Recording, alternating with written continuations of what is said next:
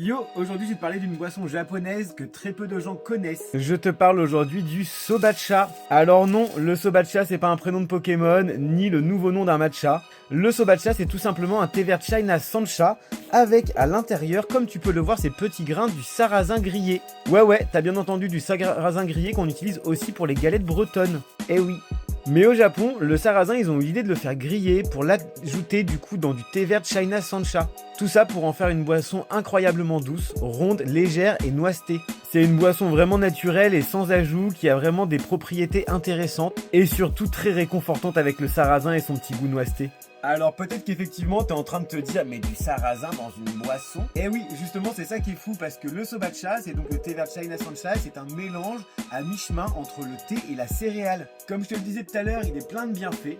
Il est riche en rutine, en antioxydants qui est hyper bon pour la circulation sanguine. C'est bourré aussi de magnésium et de fer. Ça aide à digérer le tout calmement et ça calme le système nerveux. Bref, c'est un peu un combo pour la zen attitude et le bien-être digestif.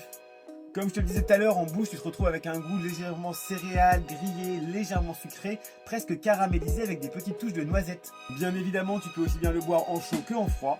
Et honnêtement, ce thé vert, tu peux aussi l'infuser 2 fois.